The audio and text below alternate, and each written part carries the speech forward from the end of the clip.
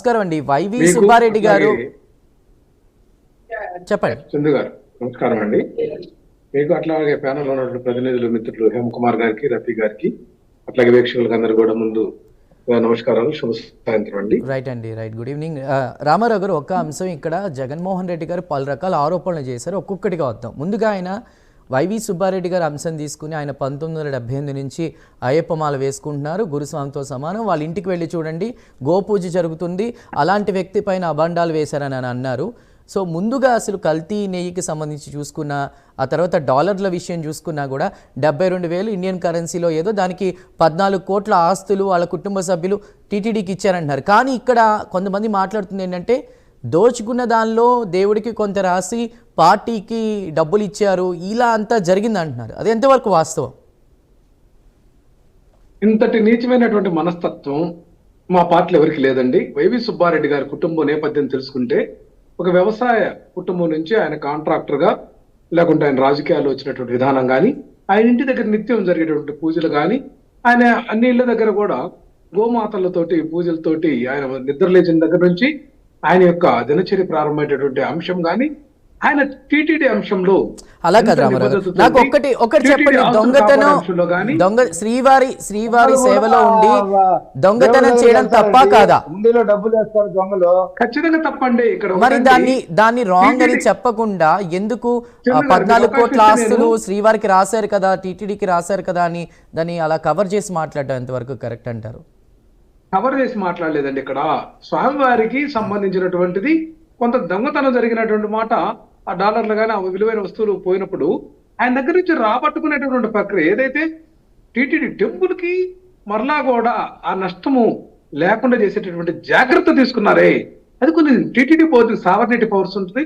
ఆ ధర్మకర్త మండలి చైర్మన్ గా ఆయన ఒక ధర్మంగా, న్యాయంగా శ్రీవారికి సంబంధించినటువంటి ఆస్తులను మరలా కూడా రీపేమెంట్ చేస్తే అది తప్పని ఎట్లా తప్పడతామండి? అది ఏదైతే టీటీడీకి సంబంధించినటువంటి మరలా చేకూరేటటువంటి ఒక లబ్ధే కదండి.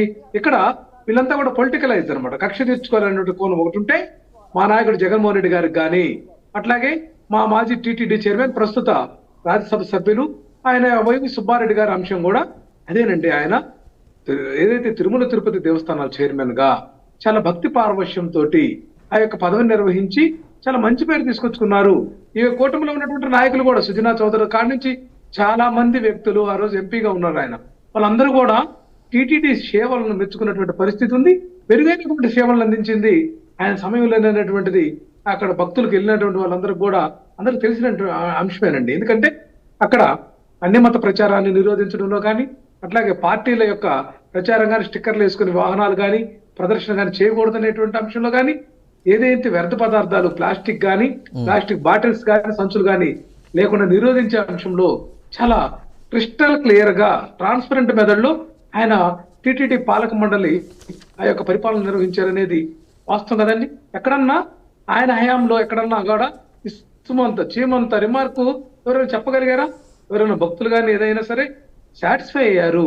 ఎవరైతే వేరే ఉద్దేశంతో ఉన్నటువంటి వ్యక్తులు కూడా అక్కడికి వెళ్ళిన తర్వాత వైవి సుబ్బారెడ్డి గారిని మెచ్చుకున్నారు తప్ప మరొకటి కాదండి ఇక్కడ చందు గారు. ఎందుకంటే వాస్తవాలను వాస్తవంగా మాట్లాడుకోవాలి. మా నాయకుడు జగన్మోహన్ రెడ్డి గారు కూడా ఆ అంశాన్ని స్పష్టం చేశారు. ఎందుకంటే మరకామని కేసు కానీ, ఈ యొక్క లడ్డు కల్తీ జరిగిందని ఇప్పుడు దాకా రఫీ గారు చెప్పారు, ఇదంతా అవాస్తవం అండి.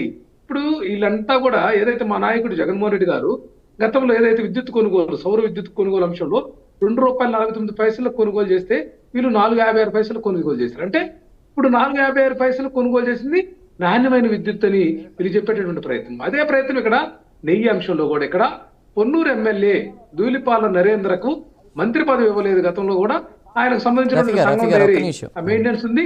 ఆయన ఆధ్వర్యంలో కాంట్రాక్టులు కట్టబెట్టి ఆయన కమిషన్లు అట్లాగే లోపాయకారిగా సెంట్రలైజ్డ్ కరప్షన్ ఏదైతే సీఎంఓ ఉందో చేయడానికి ఒక్కొక్కటిగా మాట్లాడదాం. రామారావు గారు మద్యం సంబంధించి మళ్ళీ మాట్లాడదాం.